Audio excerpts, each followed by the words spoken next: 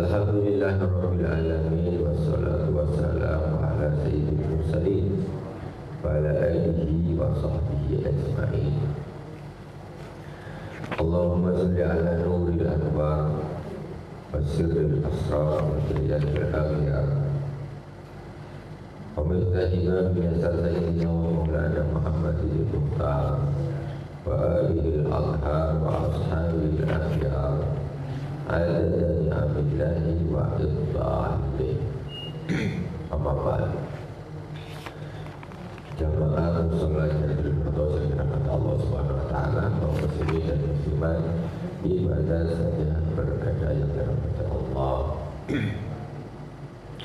Malam ini pertama sekali kita berjumpa kepada baginda Rasulullah SAW, kepada para anbiya, para nabiin dan juga para aulia, wassahala wassalihin, wa jami'i masyayikh al-fiqh, khususan Abu Yazid Muhammad bin Abi Al-Malik Al-Hasani, Abu Yazid Ahmad bin Sayyid Muhammad bin Abi Al-Malik Al-Hasani, Alhamdulillah Sayyidina Imam Muhammad bin Muhammad bin Muhammad Al-Ghazali amanallahu bi madadihi wa qada alaina bi barakatihi wa nawarihi wa ulumihi bid-dini wa dunya wal akhirati bi sirril Fatihah.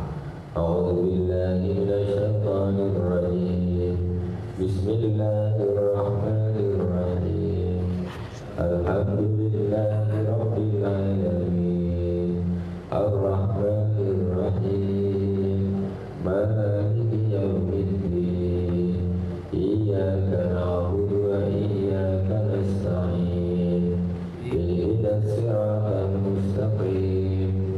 Siratal ladzina an'amta 'alaihim ghairil maghdubi 'alaihim waladdallin. Amin. Bismillahirrahmanirrahim. Jamaah yang dirahmati Allah Subhanahu wa taala, kemarin kita sampai Latul Baja kita sudah selesaikan. Sekarang kita masukkan di kitab ini namanya Bidayatul Hidayah. Bidayatul Hidayah maksudnya awalnya hidayah. Hidayah ini ada dua, hidayatul taklif, ada hidayatul tauqif. Hidayatul taklif ini apa? Hidayah yang kita ini bisa nyari sendiri. Maksudnya contoh kita baca Al-Quran, kita tahu artinya atau maknanya, kita dapat petunjuk dari situ, itu namanya hidayah. Nah, ini namanya hidayatul taklif. Semacam kita ngaji, belajar dan sebagainya, baca hadis, sarahnya hadis di mana, belajar dengan guru, itu namanya hidayah juga. Jadi hidayatul hidayah maksudnya hidayatul taklif.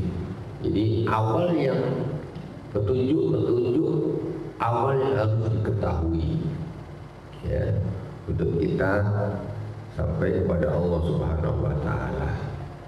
Ditulis oleh Imam Hujjatul Islam Abi Hamid Muhammad bin Muhammad Al-Ghazali rahimahullah taala wa nafa'ana bihi wa ulumihi. Terlepas dari ada kontroversi orang yang tidak setuju, tetapi itu dikarenakan ketidaktahuannya kepada Imam Al-Ghazali rahimahullah taala. Sehingga cerita Imam Al-Ghazali ini dia dua beradik.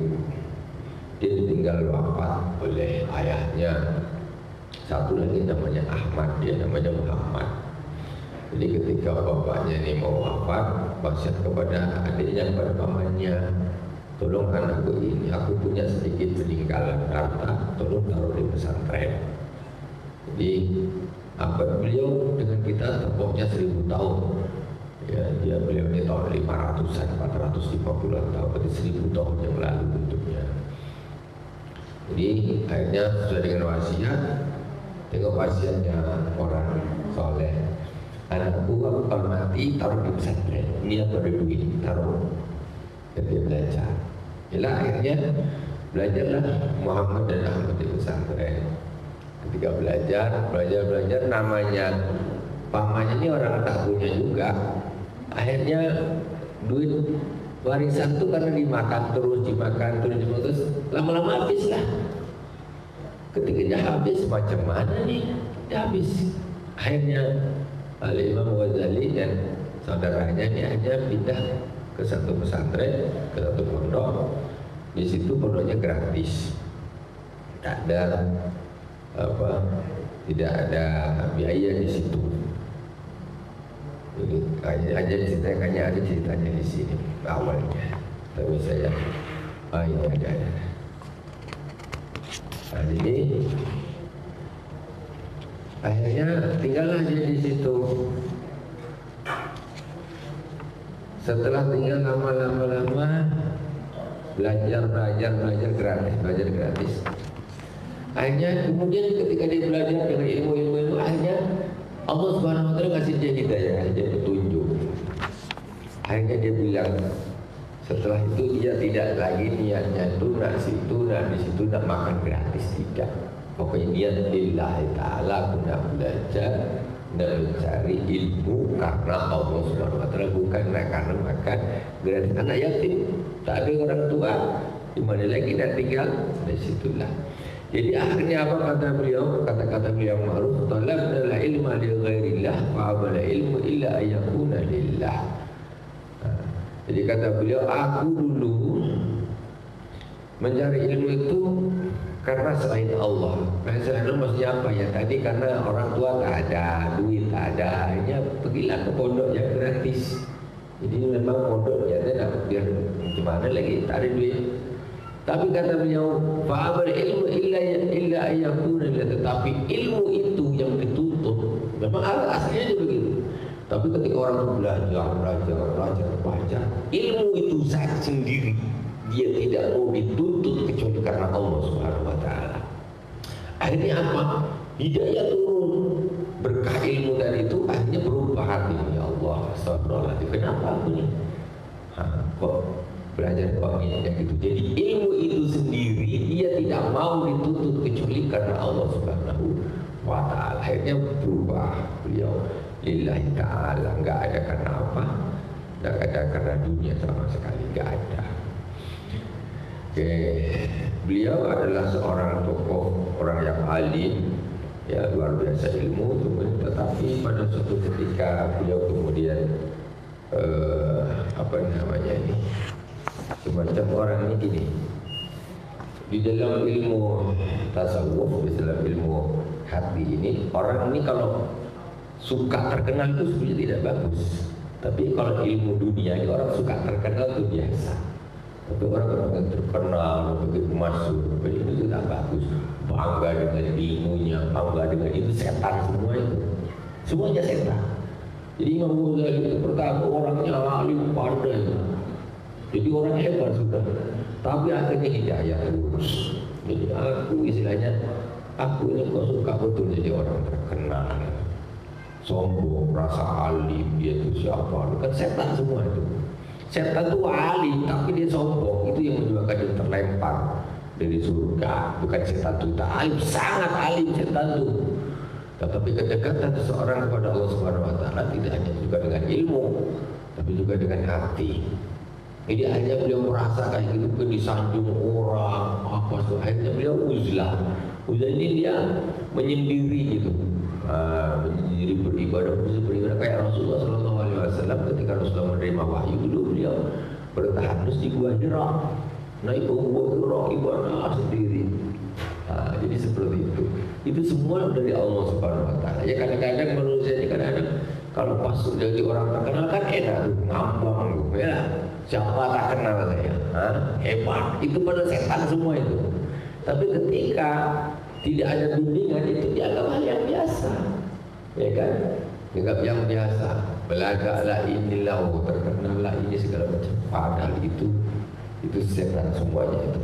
Tapi ketika seorang hidup tanpa bimbingan itu akan dianggap suatu hal yang biasa. Kita harus kejar, kita harus bangga, kita harus ini, kita harus ini. Yang semuanya itu adalah tipu daya setan sebenarnya. Akhirnya beliau menyendiri, ya. Akhirnya kemudian beliau apalah ya Allah memberikan hidayah untuk menghilangkan yang di hati itu yang penuh dengan sifat duniawi, karena dunia, karena dipuji, karena ini, karena itu, menghilang dulu, kemudian baru beliau kembali kembali lagi ya, di dalam apa namanya ini, keadaan yang lain, hati yang lain. Makanya beliau orang secara ilmu syariat dia adalah orang yang alim ya. Beliau adalah orang yang alim. Jadi kita di sini akan intinya kita akan mengikuti, kita akan belajar dari beliau tentang tuntunan beliau. Beliau ini 1000 tahun yang lalu ya, masih di zaman ulama-ulama yang luar biasa. Kalau zaman sekarang ini sudah susah membedakan ulama dengan ahli Google, ini dah susah. Antara ulama dengan ahli WhatsApp dengan ahli YouTube ini sudah susah. Semua berbicara, ya kan? Semua ngomong. Entah dia dari YouTube ke, entah dia dari Facebook ke, entah dia dari Google, ikut cakap semua itu. Nah itu yang repot. Dia tahu segini capai. Padahal ilmu itu luasnya luar biasa. Kita tak usah berbicara tentang banyaknya ilmu. Kita contoh belajar satu saja. Contoh kitab Sahih Al-Bukhari. Sahih Al-Bukhari itu sarahnya itu kalau kita habiskan satu Fathul Bari itu salahnya kitab tulisannya kecil-kecil, tak ada rokatnya, itu segini tebalnya, 1 jilid, 2 jilid, 3 jilid, belasan jilid. Kemudian dia ada punya satu lagi, dia 1 sari segini lagi. Dia punya sarah lagi Aulul Bari segini. Hidup kita untuk menghabiskan Bukhari aja tak cukup umur. Jangan kita nak belajar macam-macam banyak. Fathul Bari segini kita berikan, kita belajar segini ya, 1 tahun selesai atau tidak nih. Begitu luasnya ilmu, jadi tidak mudah orang untuk menguasai atau menyalahkan orang karena laut ilmu itu berlaut tak bertepi. Orang pilih sinan, orang tak lihat, orang tak lihat, orang tak lihat. Itu baru Bukhari, belum Sahih Muslim, belum Imam Tirmidzi, itu baru hadis, belum tafsir. Ibnu Katsir, tafsir Al-Tabari, Ayatul Ahkam, tafsir Abdul Mansur, banyak sekali. Tafsir Al-Munir, itu kalau kita belajar di 1 tafsir tak habis. Kita umur kita tidak habis. Maksudnya begitu luasnya ilmu itu, maka kita tak boleh kepedean. Seolah-olah kita tidak menguasai inilah toh Islam, yang tidak, ini berarti salah, tak bisa begitu. Karena begitu luasnya ilmu itu luar biasa. Jadi dengan banyaknya bahasan itu menunjukkan betapa luasnya ilmu agama. Jadi intinya apa? Kata Al-Imam Malik rahimahullah ta'ala, guru Imam Syafi'i. Imam Malik seorang faqih, dia juga ahli hadis. Dia punya kitab Muwatta. Kitab hadis Muwatta itu asal kitab pada kitabillah. Sesuai-sesuainya kitab setelah kitab Allah Al-Quran, namanya kitab Muwatta. Kitab Muwatta itu kitab hadis Imam Malik rahimahullah ta'ala. Kemudian Imam Malik dia seorang ahli hadis, juga seorang ahli fikih. Makanya dia punya mazhab fikih, dia ahli hadis. Dia tentu Quran dia tahu, dia paham hadis, dia paham Quran. Akhirnya kesimpulan daripada ijtihad itu dibukukan. Tentang masalah sholat apa, tentang masalah puasa, masalah dibukukan semua. Kemudian diturunkan kepada muridnya, diturunkan kepada muridnya, diturunkan kepada muridnya. Maka inilah yang namanya mazhab. Mazhab itu apa? Hasil dari kumpulan ijtihad ulama yang sangat mumpuni, mujtahid mutlak, seperti Imam Malik, Imam Syafi'i, Imam Abu Hanifah. Dia tahu Quran ini tafsirnya gini, hadis ini tafsirnya gini. Di hadisnya terus pas masalah sholat, ini jadi ketemunya hukumnya ini sunnah, ini hukumnya makruh, ini jadi tinggal di apakah wudu rukunnya jadinya ini, puasa rukunnya ini, dalilnya ini. Cuma tidak untuk orang awam ini tinggal disimpulkan, disampaikan kepada awam. Hasilnya itu semuanya sumbernya daripada Al-Quran dan hadis. Jadi kalau macam mana Imam Syafi'i, Imam Malik, Imam Syafi'i punya musnad, Imam Syafi'i punya. Imam Malik, Imam Ahmad bin Hanbal punya musnad, Imam Ahmad bin Hanbal, kumpulan hadis Imam Ahmad bin Hanbal. Mereka itu adalah orang-orang ahli luar biasa. mulai dari apa namanya, Imam Syafi'i termasuk orang ahli usul fikih. Mereka adalah orang-orang yang ahli. Jadi ketika seorang kita yang kita tidak hafal hadis, enggak hadis tak hafal, Quran tak hafal, semuanya tak hafal, terus ambil dari mana? Tentu ngambil dari orang yang hafal. Makanya dari itu ini sudah dibukukan, tinggal kami ini. Kalau nak mendalam kita telusuri. Ini macam mana kok bilang ini di fikih ini rukun Islam, rukun iman, rukun wudhu ada 6. Apa nih dasarnya? Baru kita nak lapor. Wa idza qumtum ila sholati faghsilu wujuhakum wa aydiyakum ila al-marafiqi wamsahu bi ru'usikum wa aydiyakum wa arjulakum ila al-ka'bayn. Jadi ketika kau nak salat, basuhlah mukamu, kedua tanganmu sampai siku, usaplah kepalamu dan basuhlah kedua kakimu. 4. Ditambah innamal a'malu binniyat, dari hadis setiap amal harus ada niatnya. Kemudian ditambah dengan tartib urutan sesuai dengan urutan yang di Al-Quran. Faghsilu wujuhakum wa aydiyakum wamsahu bi ru'usikum. Kemudian warjulakum, kakinya terakhir, itu seperti itu. Oke, jadi kalau kita di sini ini Al-Imam Al-Ghazali untuk memberi tuntunan kepada orang-orang awam. Jadi supaya macam mana nih? Dia akan menuntut kita mulai kita bangun tidur sampai tidur lagi. Apa yang kita nak bikin? Ini enak kita tinggal ikut. Bismillahirrahmanirrahim, kita lanjutkan. Bismillahirrahmanirrahim. Kul innal huda hudallah. Katakan sesungguhnya petunjuk adalah petunjuk Allah Subhanahu wa taala. Qala al-Syekhu al-Imam al-Alim al-Hujjatul Islam wa barakatul anam Abu Habib Muhammad bin Muhammad al-Ghazali At-Tusi qaddasallahu ruhahu wa nawwara dhari'ahu, amin. Alhamdulillah, besok insyaallah saya akan kasih yang terjemahnya biar di print ya. Jadi nanti di sini ada tuntunan mulai bangun tidur, bangun tidur, masuk toilet, wudu, terus sampai menerangkan tentang akhlak, hati, mata, semuanya sampai akhir. Nah ini sangat cocok untuk orang-orang awam. Maksudnya kalau ulama dia belajarnya macam-macam, usul fikih, musalawal hadis, kitab balaghah, kitab irun. Nah, orang awam dulu nak belajar macam itu. Orang awam ni macam mana kita bangun pagi, apa nak bikin, habis ini apa, habis doanya bagaimana, sampai tidur lagi. Besok insyaAllah di kapangan depan. Tadi saya nak transfer kayaknya tak cukup, nak kepringin nanti aja lah ke depan. Alhamdulillah alhamdi wassalatu wassalamu ala khairi khalqi Muhammadin rasulihi wa alihi wa ala alihi wa sahbihi min ba'di, amma ba'du. Fa'lam ayyuhal haris al-muqbilu ala iktibasil ilm al-mudhiru min nafsi sidqa rabatin fi. Ketahuilah wahai orang yang ingin, yang suka untuk mencari ilmu,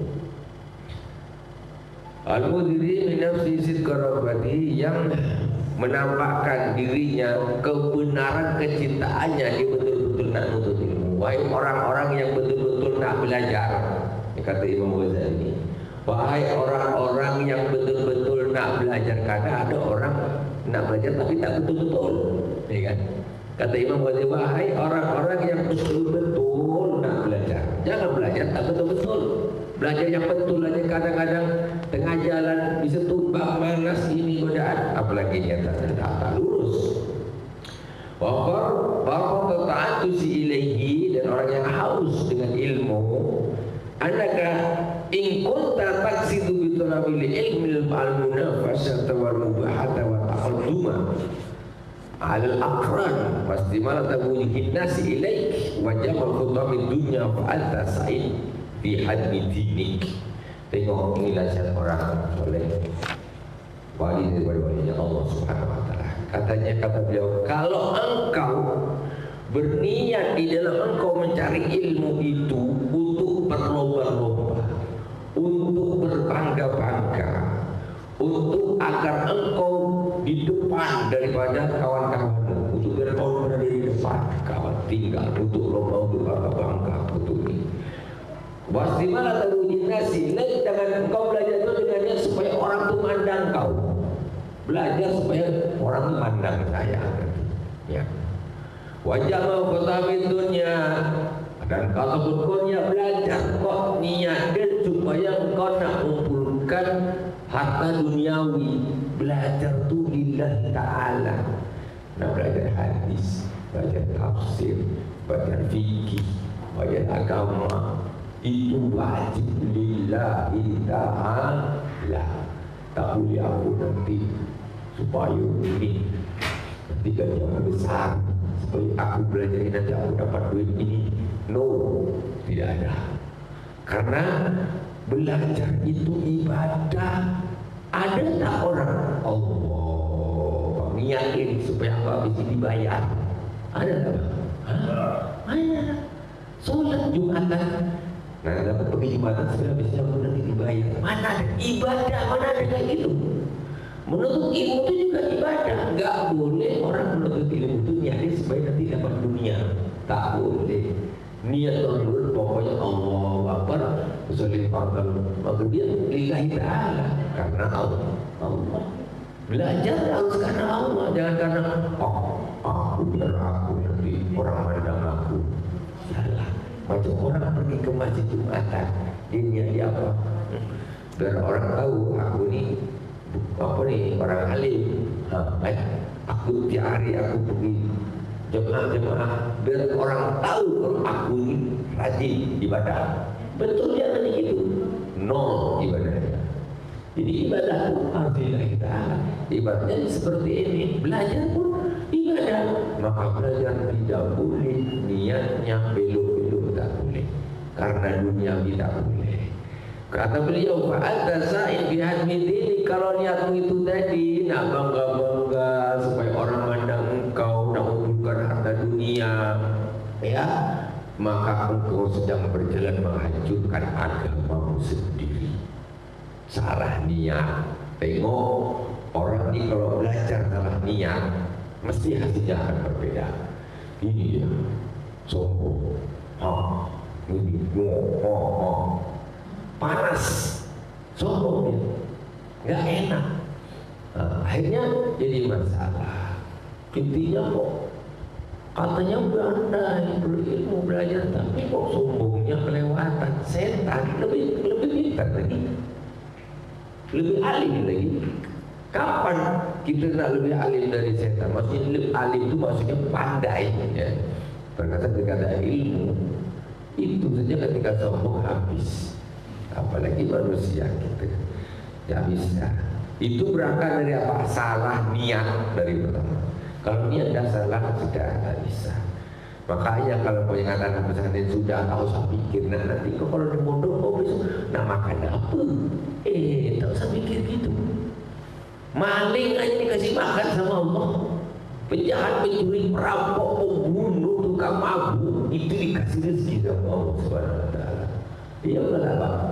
Apalagi orang rajin sholat, rajin ngaji, apalagi tak kasih makan sama Allah.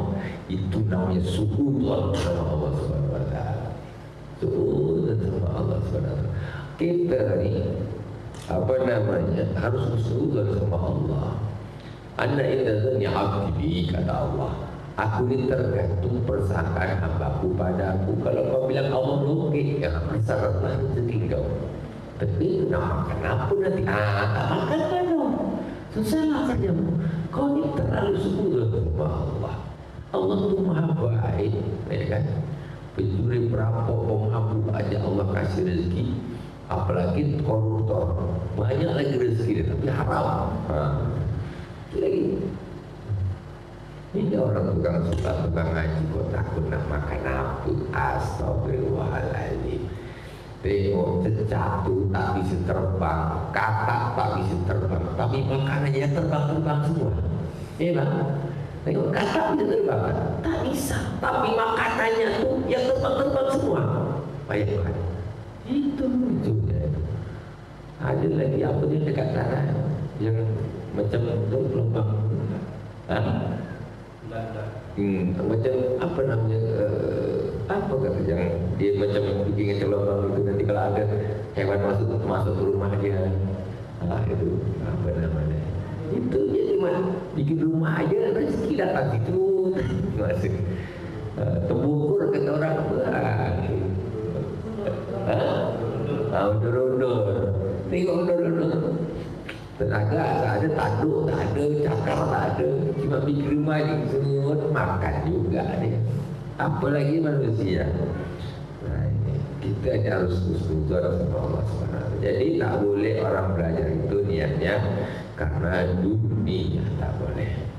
Maka orang tua itu kalau nyuruh anaknya belajar itu jangan niatnya supaya anak itu jadi ATM. Sekarang ini salah orang tua nih. Anak ini nak jadikan dia ATM, ATM-nya jadi orang tuanya mati. Kalau ada apa-apa, ya kan? Bahagiakah seorang anak, seorang orang tua itu anaknya dah sukses duniawi, gajinya besar, tu dia mati, anaknya tak soleh, pergi sekolah, pergi kuliah, solatnya tidak, apa tidak, pacaran tiap hari, alhamdulillah. Tapi kiriman terus dikasih semua orang tuanya, rugi namanya. Rugi, tak dapat apa-apa. Yang penting itu agamanya dulu. Pada saya bihamid ini, wahilah dinafsik, dan engkau akan membinasakan dirimu sendiri.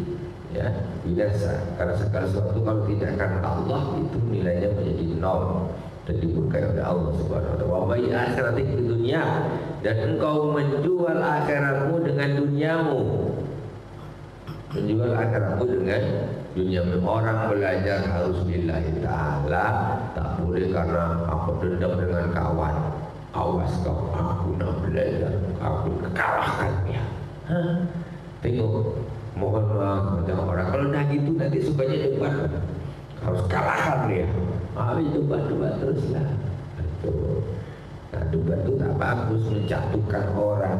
Akhirnya salah kalah pun dia tidak mau menerima. Namanya orang yang sombong. Wasal kau dengan khasirah, maka sesungguhnya transaksi itu adalah transaksi yang rugi. Macam mana tak rugi? Akhiratnya dijual. Nah, untuk dapatkan dunia ini sebentar. Dunia ini tak lama. Ya Allah, manalah lama. Kita ni dekat musola ni kira-kira berapa tahun lagi habis semua dah. Mati tu pasti loh. Tapi kenapa kita banyak yang lupa? Optimis sekali hidupnya, nak lama tak mati-mati. Heran kadang-kadang itu. Jadi nak ini, nak itu, nak apa, udah fokus mati. Ibadah sudah, nak mikirin dia nak mati, bisnis ini, bisnis itu, bisnis air pening kepala. Ya Allah, udah persiapan mati bu, persiapan. Orang makanya kata Rasulullah ni, Rasul ni gambar kotak ni persegi panjang, juga harus panjang begini. Saat dikasihnya kecil-kecil, sahabat ni Rasulullah gambar apa ni? Tanya ya Rasulullah, apa gambar apa? Kata Rasulullah, ini kotak ini adalah ajalnya manusia. Sedangkan garis panjang ini, ini adalah angan-angan manusia. Jadi kebanyakan orang itu angan-angannya melebihi ajalnya. Ya, dia masih punya cita-cita ini, mati, dah mati. Jadi apa gunanya berangan-angan? Tak ada gunanya bu, tidak ada gunanya. Angan-angan 5 tahun, 10 tahun ke depan, 1 tahun lagi mati dah. Gimana? Apa guna 9 tahun yang direncanakan? Tak ada gunanya. Disibuk merencanakan, dia tidak fokus kepada akhirat. Itu tipu daya setan. Kalau umur dah 40 ke atas, astagfirullahaladzim, itu kalau ibaratnya orang 80 tahun dah jarang, udah jarang. Tapi yang lebih ada mah umumnya jarang. Udah naik, dah tinggal turun, ya kan? Umur berapa tuh? Oh, 66 dah lebih 3 tahun. Rasulullah 63. Apa lagi? Apa lagi ya Allah? Ini kan itulah. Patinya atau apa? Jadi kita ni sebetulnya kenapa kita lupa? Karena kawan. Kenapa orang tu lupa dengan akhirat? Karena kawan. Kawan ni udah tua-tua, Bikin bisnis, tak habis politik, tak habis-habis. Ya Allah, habis itu berpikir politik luar biasa, habis itu tak sholat. Apa maksudnya? Pikir macam-macam. Bisnis ini, bisnis itu, buka ini, udah begini. Habis itu, bapak sholat, tak ada pun sholat. Kau ini orang yang tertipu, celaka. Apa tak celaka? Kau tak ingat mati sama sekali. Dunia ini tidak bakal ditinggalkan. Astagfirullahaladzim. Malas kan tidak sholat, tapi kalau suruh bisnis rajin. Heran kadang-kadang sama bos, siap bos. Ketika Allah suruh hayal sholat, sholat, alah, tidak. Kata dia, tengok tak, azan itu kan wakilnya Allah, muadzin. Besok diajak Allah suruh sholat ke anak, diajak kawan bisnis, jom. Berapa? Itu rajin. Fatijaratuka ba'ira wa mu'allimuka mu'inun laka ala isyarik. Dan perdaganganmu adalah perdagangan yang rugi. Gurumu adalah menjadi penolong atas kemaksiatanmu.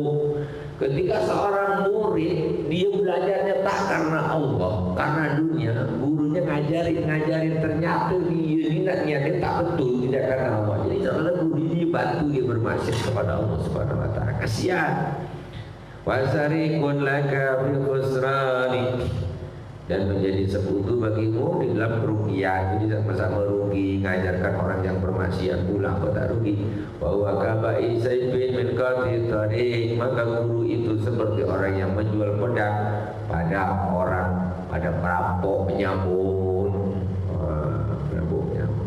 Ini baru masalah orang belajar salah niat aja dah kayak gini. Aduh, tengok macam mana hati itu sangat penting. Ini awal orang ni, makanya kata Imam Ghazali, pertama kita nak belajar ni hati kita harus paskan dulu. Belajar ni dia nak menjatuhkan orang, celaka. Betul. Mana boleh? Dia ada apa contoh orang tak ikhlas.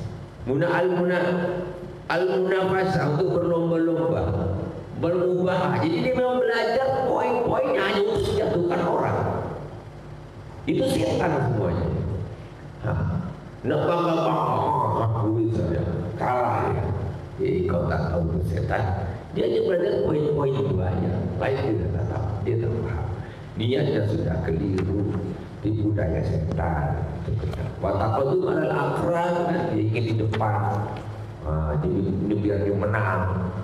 Ini 1000 tahun yang lalu disampaikan oleh Imam Al-Ghazali. 1000 tahun yang lalu dia nasihatin orang seperti ini. Macam mana bersihnya hati. Hati beliau ini sampai kadang-kadang orang merasa itu tak salah, ternyata salah ya. Kita diingatkan oleh itu. Wasibatu mujidazilai, supaya orang mandang dia itu tak boleh. Jadi belajar sudah belajar. Jangan niat nak jatuhkan orang, nak ngalahkan orang, nak ini bilang mana, tak ada cerita. Tak ada, itu niat akhirat. Itu kau menghancurkan agamamu, kau bermaksiat kepada Allah Subhanahu wa taala. Kama qala sallallahu alaihi wasallam, ana ala ma syarri walau bi syadri kalimah kana syarikan lahu bi. Rasulullah SAW bersabda, barang siapa yang menolong atas kemaksiatan walaupun dengan sepenggal kalimat, maka dia bersekutu di dalam kemaksiatan tersebut. Ada orang datang, bang, sini ada tak warung orang jual bir? Tak apa. Itu saya tak pojok biasa. Dia minum, tidak apa dia bilang, gini aja dia. Makasih kata dia, belilah dia, mabuklah dia. Ana bisa kalimah, menolong hanya sepenggal kalimat. Tuh, gitu aja tuh.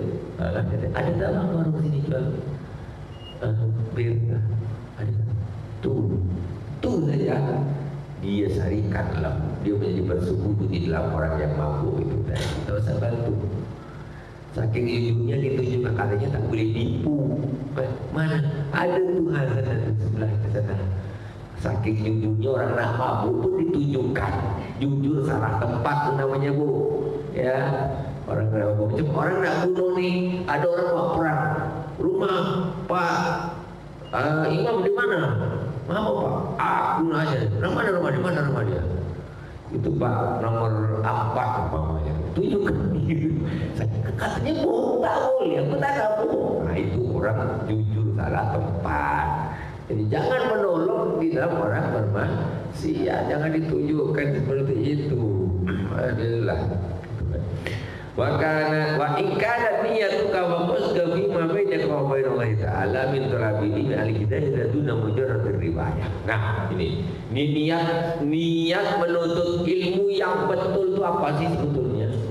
Jadi jika niatmu dan tujuanmu adalah antara kamu dengan Allah Subhanahu wa taala di dalam menuntut ilmu adalah al-hidayah duna mujarrad riwayah, maksudnya niatnya agar untuk mendapatkan petunjuk, bukan hanya sekedar ngumpulin maklumat. Gini, ada orang niatnya cuma ngumpulin maklumat aja, dia bukan niatnya belajar supaya dia dapat hidayah. Ada hidayah masuk ke dalam hatinya. Dia apa? Cuma masuk otaknya aja, ngapalin ini, tak jadi hidayah. Kata Imam Malik rahimahullah ta'ala, al-ilmu nurun yaqribullah qalbil mu'min.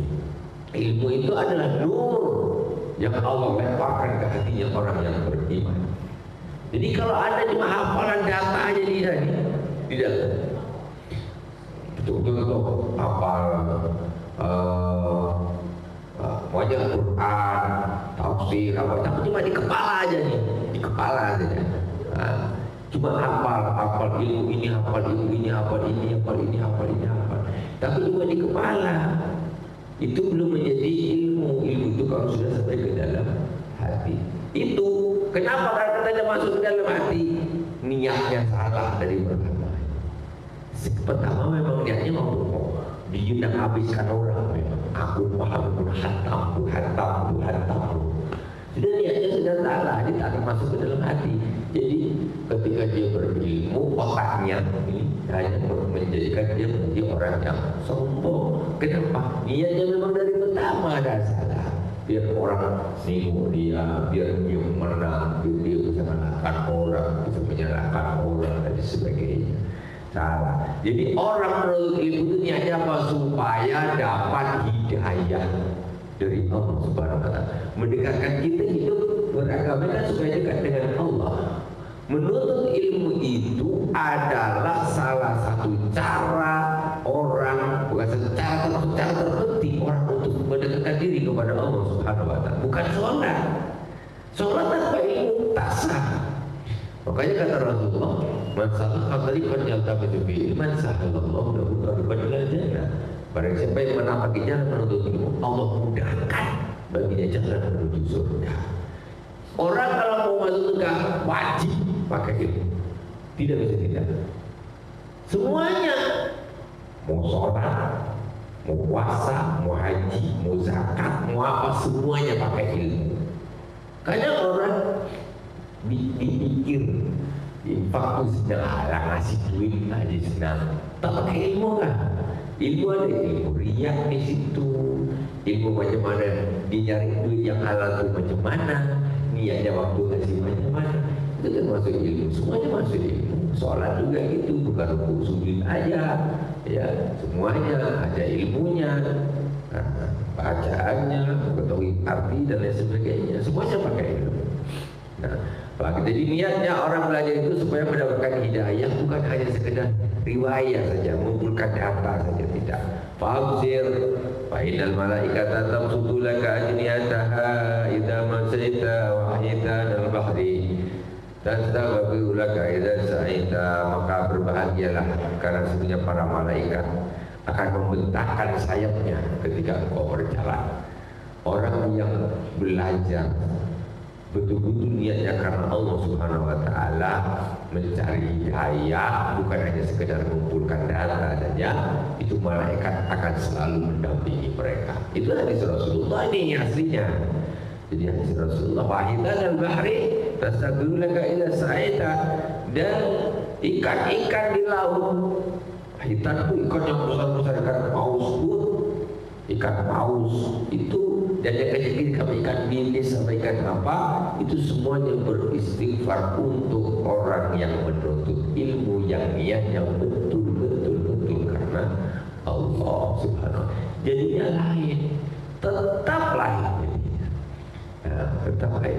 Itu berangkat dari guru dulu, gurunya seperti apa, maka dia akan mengarahkan muridnya. Kualitas guru menentukan kualitas murid. Kalau gurunya sudah tak pasti, muridnya lebih teruk lagi. Nah, kan itu katanya guru kencing berdiri, murid kencing berlari. Nah, itu gambarnya. Jadi semuanya kita harus betul mencari orang yang ikhlas karena Allah Subhanahu Wa Taala belajar. Yang gurunya ikhlas, muridnya juga ikhlas. Kaitan itu untungnya dapat mendapat doa dari makhluk ikan aja mau doakan, masya Allah. Macam mana coba ikan tak punya dosa doakan, itu hadis Rasulullah. Hadis Rasulullah. Walakin yang bagi laka an ta'lama qabla kulli syai'in anal hidayah allati tamratul ilmi laha bidayatun wa nihayah. Tetapi ketahuilah, sebenarnya kau harus tahu sebelum segala sesuatu bahwa hidayah itu adalah buahnya dari ilmu. Orang ketika belajar nanti hidayah itu baru akan turun. Ada usaha dulu. Jadi hidayah tapi itu hidayah yang bisa diusahakan. Kita belajar dulu. Nanti mendapatkan hidayah. Kita usahakan. Nah, nanti dari itu tauhid itu betul yang Allah ucapkan ke dalam hati-hati yang banyak. Tapi harus hidayah takif dulu, usaha dulu, belajar ilmu. Nah, hidayah itu nanti ada bidayah dan ada nihayah. Ketika orang mau belajar ilmu, nanti Allah akan ada hidayah. Hidayah itu ada awal, hidayah tidak satu, dia ada tingkatan. Hidayah sesuai dengan peringkat, kenaikan. Orang sekolah aja ada tingkatannya, apalagi seorang hamba di dalam beribadah kepada Allah Subhanahu wa Ta'ala itu punya tingkatan. Enggak sama. Jangan bilang orang Islam semua enggak sama. Orang mukmin sebenarnya enggak sama. Pada tingkat lain-lain, peringkat itu tetap lain sesuai dengan amalnya.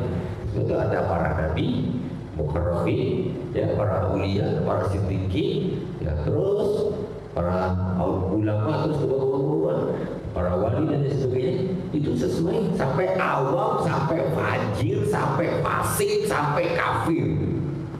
Itu manusia tuh di hadapan Allah tuh ada tingkatannya sesuai dengan kemampuan. Bukan berarti kalau Islam berarti sama, ya enggak sama.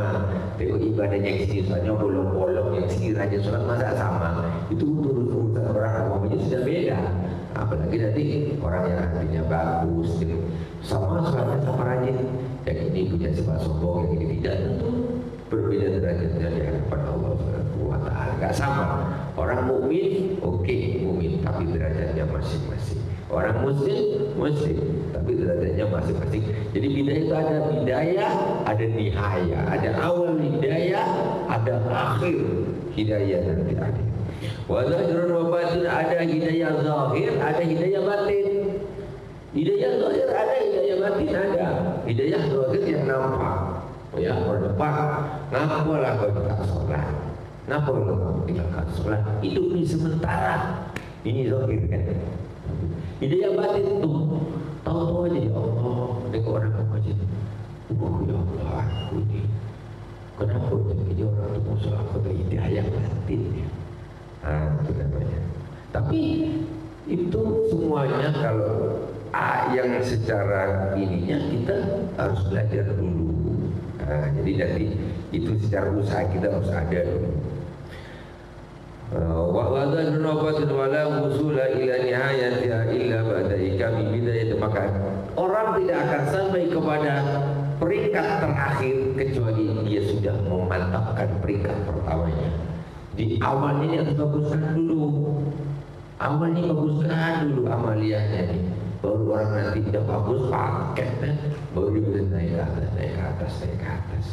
Makanya orang di dalam menyembah Allah ini tetap berbeda-beda. Buktinya ada nabi, ada orang biasa, itu sudah menunjukkan. Jadi orang bisa sampai ke atas kecuali bawahnya dimantapkan. Wala usura ala batinnya illa badal hukum ala zahirnya, tidak tidak ada yang bisa mendapatkan batinnya hidayah kecuali dia zahirnya dia sudah dapatkan dulu. Sholat dulu yang bagus, ini belum memikirkan aku nih macam belum ikhlas anak-anak ibadah macam hati belum bisa ikhlas kan. Aduh, kok ibadah belum kau dah bikin ikhlas kan.